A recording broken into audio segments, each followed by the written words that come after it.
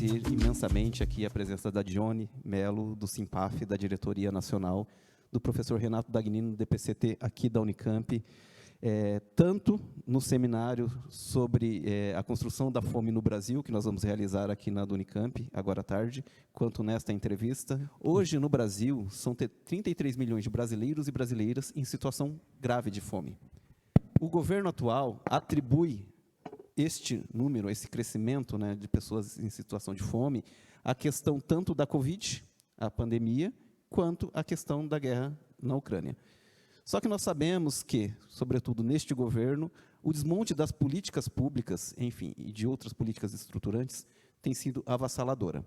Então, para vocês, como que é a construção política da fome no Brasil? Qual que é a relação disso para a construção da fome enquanto, enfim, um fenômeno político? Olá, Rogério, professor Dagnino, querida. É um prazer estar aqui. O Simpaf, eu agradeço, em nome do Simpaf, a oportunidade de estar aqui conversando com vocês. Novamente, não tem como você falar em fome sem citar Josué de Castro. Eu acho que a base, lá em 1944, como ele dizia, a fome é um tabu no Brasil, né? É um tema tabu como o sexo. Não se quer se falar de fome. É mais fácil esconder. As elites brasileiras não gostam de viajar para Miami, para o exterior, mas não gostam de assumir que o Brasil tem fome.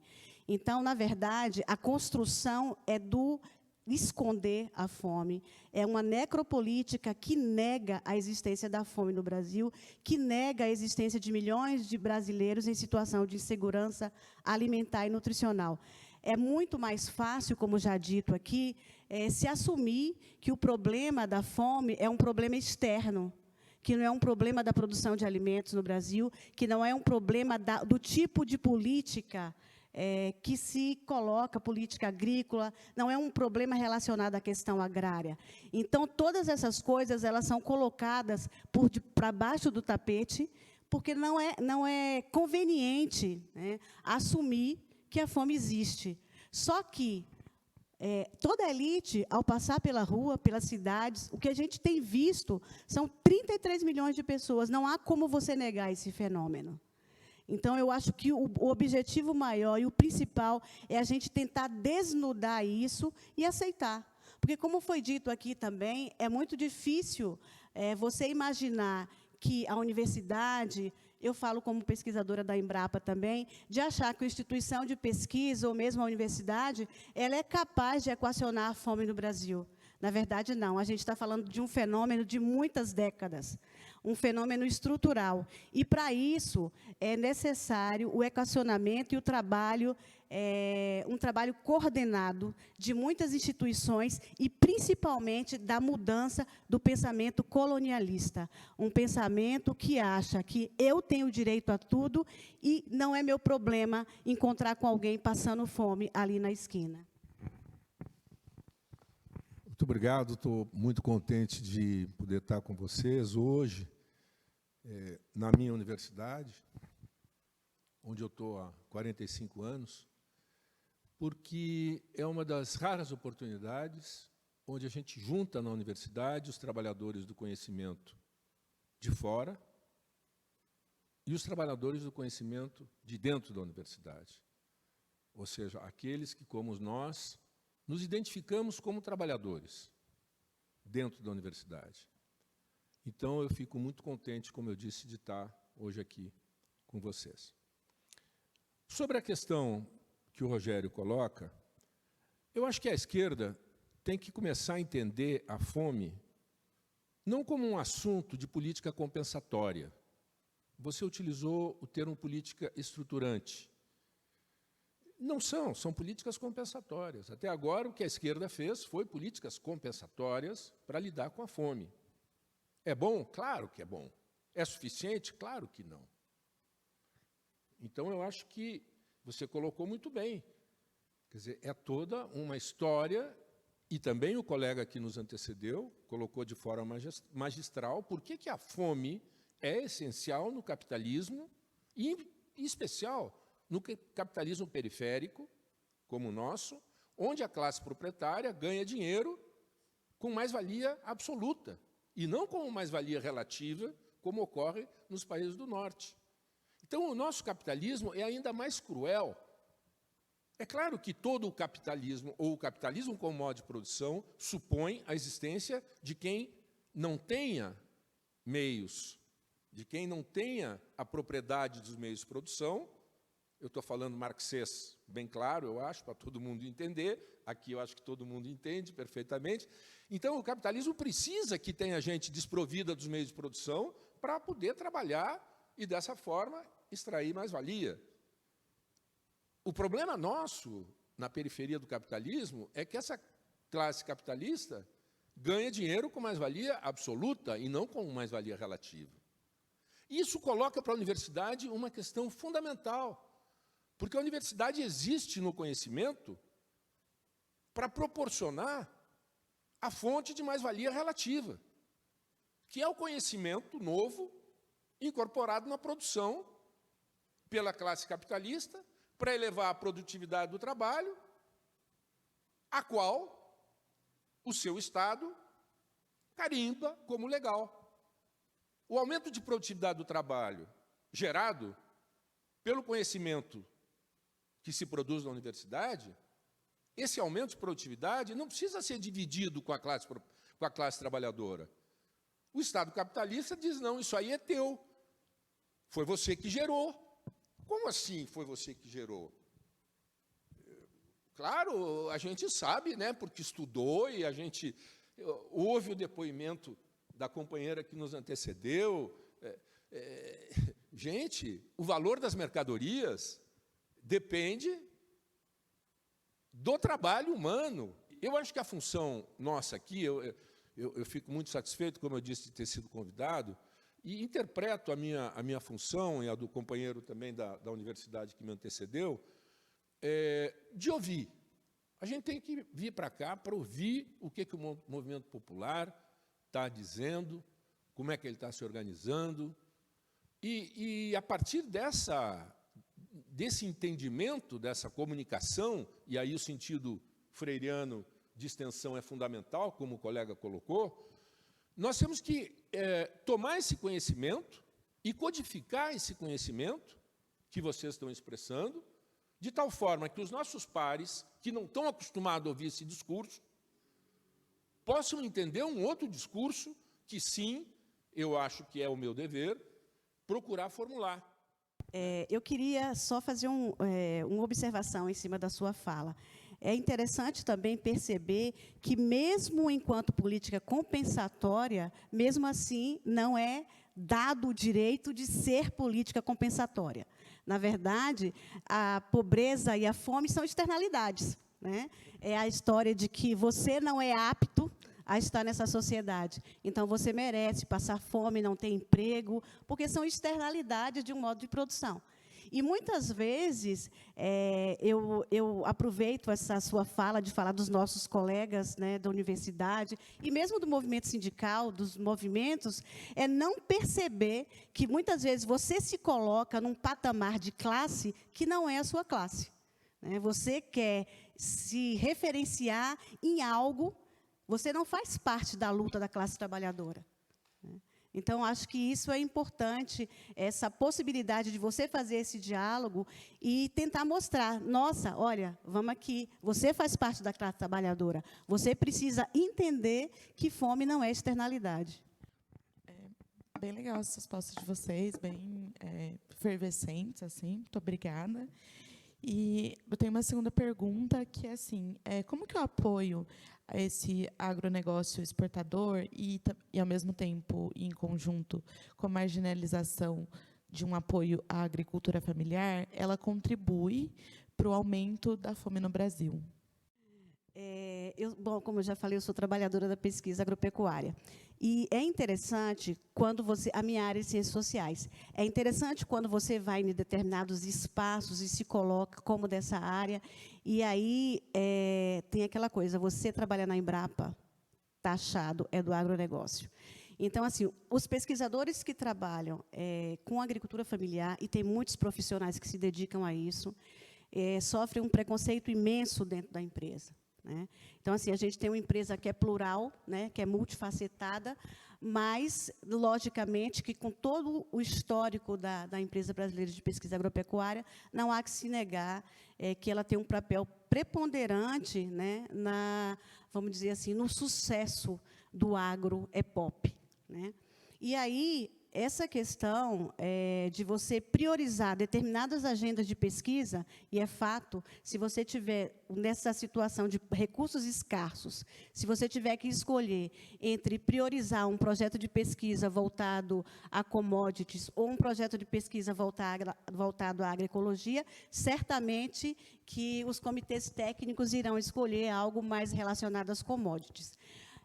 E, nesse contexto, é muito complicado para quem está lá dentro, porque você sabe, né, e a gente que tem uma consciência crítica e percebe que a sua prática, né, a sua praxe, ela alimenta esse sistema. Então, a gente sabe perfeitamente que o direcionamento das pesquisas para o agronegócio, você está contribuindo diretamente com a ocupação desses espaços por commodities e a diminuição de espaços para a produção de alimentos. Não é à toa que esse seminário tem uma presença muito forte dos companheiros e companheiras da Embrapa. Não é à toa. Um seminário como esse não seria feito em outra empresa estatal que não a Embrapa. Talvez a Fiocruz, hasta por aí no mais. Por quê? Porque a Embrapa ela vive essa contradição. A Embrapa foi criada pelo governo militar para expandir o que nós chamamos, muito bem colocado o colega lá, né? Desculpe o teu nome, eu esqueci. José, do agronegócio, né? Do agribusiness. O problema é que agronegócio não é tradução de agribusiness. Não é. Você tem toda a razão. É um termo inventado por esse pessoal aí, né? Mas, enfim. Bom, mas então, o que eu estava dizendo?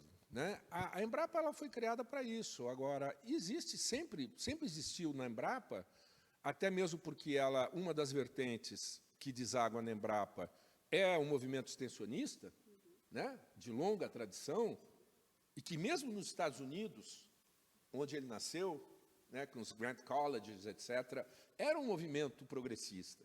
Tem um episódio que é muito interessante, né? É quando aquele colega de vocês, que tem um sobrenome italiano, que eu não me lembro agora, que é da área de agricultura familiar, foi escolhido para ser presidente da Embrapa. Campagnoli. E ele durou poucos meses. Por quê? Porque o agronegócio deve ter dito, olha, a Embrapa é minha. E disse para quem? Disse para um governo popular e democrático. Quer dizer, para a gente entender o nível da contradição que existe, né? E o Campagnoli saiu. E isso é muito importante para a gente entender a especificidade do agronegócio.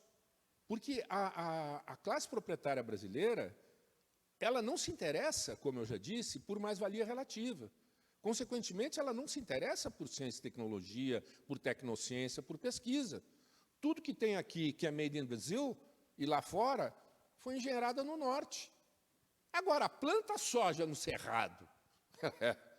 Entendeu? Então, nós temos uma tradição, desde o agronômico, no final do século XIX, de pesquisa na agropecuária e na área de saúde, e em algumas outras áreas, onde elites econômicas, políticas ou tecnoburocráticas, e aí eu explico a Embraer, eu explico Petrobras, eu explico uma série de outras iniciativas que deram certo, onde nós, trabalhadores de conhecimento, produzimos o conhecimento novo que o projeto político desses atores dominantes necessitava. E eles foram capazes de, através do Estado, gerar uma política cognitiva, colocar dinheiro em cima para fazer o que eles queriam, e nós fizemos. Está na hora de que a gente troque de cliente. Porque tem problemas que afligem a grande maioria da população brasileira, necessidades materiais por bens e serviços, que têm embutida demandas tecnocientíficas, demandas cognitivas extremamente complexas e originais, que só nós, da universidade brasileira, da universidade pública, sobretudo, temos condições de resolver. Porque nós somos um potencial cognitivo de interdisciplinariedade muito difícil de encontrar por aí. Só que ele está disperso, ele está fragilizado. A universidade é um arquipélago, tem ilhas onde estão os inexatos, outras ilhas estão os desumanos, né? E ninguém conversa com ninguém. E eu acho que esse seminário talvez um início de uma jornada de tomada de posição da comunidade universitária, e aí eu falo dos professores, dos alunos e dos funcionários, né? Para uma outra universidade, uma universidade que seja, de fato, funcional para um novo projeto de desenvolvimento para o país. Eu gostaria de explorar dois aspectos. Um, sobre as empresas públicas produtoras de conhecimento, enfim, como a Embrapa, instituições públicas, e o outro sobre a universidade, que é de onde o Renato, enfim, atua, fala. Aqui na Unicamp vem se discutindo muito acerca da curricularização do ensino, enfim, como uma proposta de, enfim, talvez vincular mais a universidade, à sociedade, aos movimentos sociais. Então, enfim, isso vem se discutindo. Mas o que eu gostaria de que vocês pusessem agora, mais ao final, como que seria essa reorientação, qual que seria o papel da universidade para se reorientar a produção de conhecimento para esses outros atores, enfim, e a mesma coisa em relação à Embrapa. Como reorientar, enfim, qual que seria a participação, a função da Embrapa na produção de conhecimento para esses outros atores, enfim, para os movimentos sociais? Bom, eu acho que a sua pergunta está diretamente relacionada com algo que o professor Dagnino acabou de dizer. Para começar, eu acredito que essa ideia de que internamente temos todas as respostas, né? Certamente temos profissionais capacitados, muitos estudaram, fizeram doutorado, mestrado, mas eu acho que a grande questão é como você se abre para a sociedade, né? É como você se relaciona e você constrói conhecimento nessa relação com o outro e não para o outro. Eu acho que esse é um dos grandes gargalos e de algo que a gente precisa aprender. Porque, assim, por muito tempo, a gente viveu nesse modelo difusionista, né?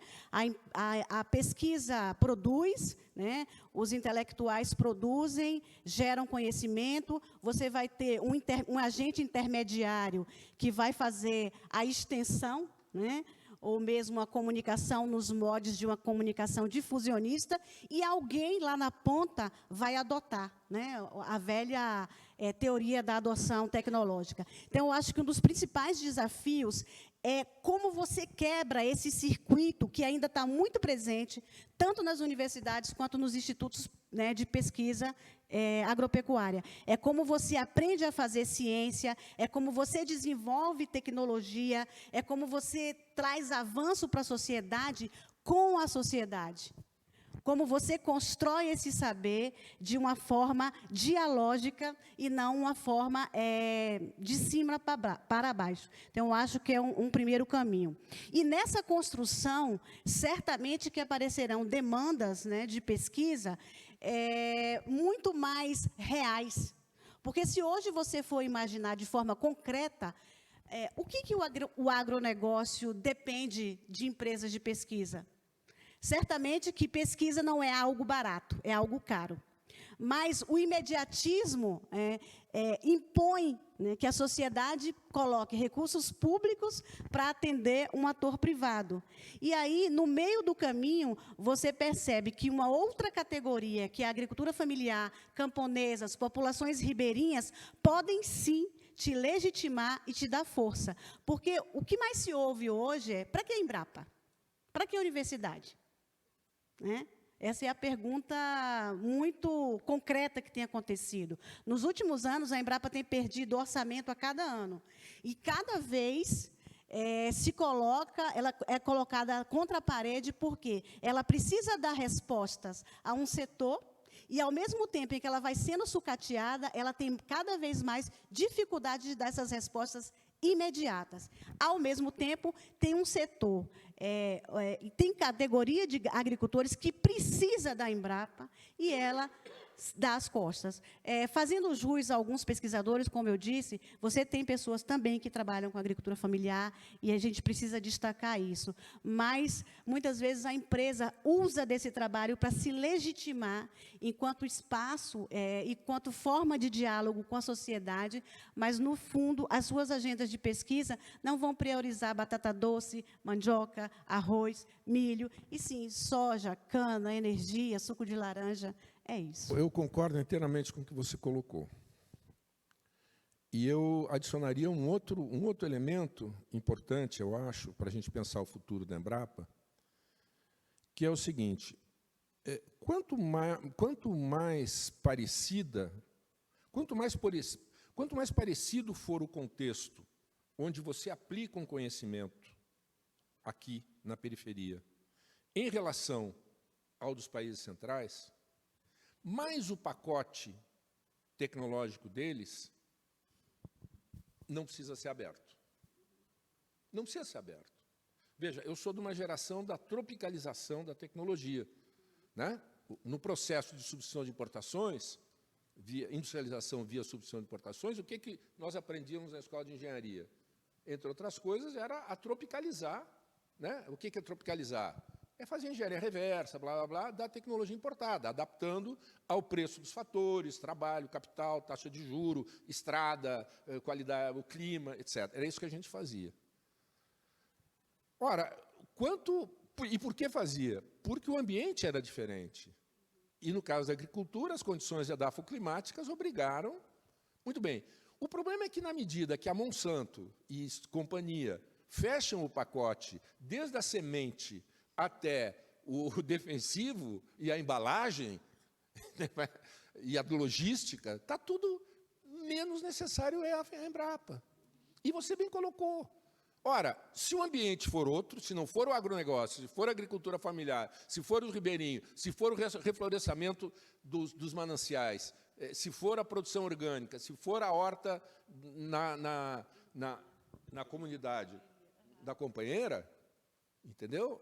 Aí se abre um escopo, uma fronteira de produção de conhecimento para a Embrapa e para a universidade muito grande. Então, acho que essa ideia, né, que você implicitamente colocou, ela é muito importante para conduzir o nosso trabalho. E aí, indo mais diretamente à pergunta, eu resgato o que disse o companheiro que me antecedeu. A gente tem que entender os nossos limites. Né? Não é a universidade que vai resolver o problema da fome e quase que nenhum problema estrutural nós vamos resolver. Isso aí tem que estar bem claro. Né? Isso coloca uma outra dimensão para o tema da extensão. Com todo respeito às incubadoras tecnológicas de cooperativas populares, etc., etc., etc., nós temos que entender que o nosso trabalho para fora passa por um trabalho para dentro. Né? E aí o companheiro também tem razão. Ele citou a questão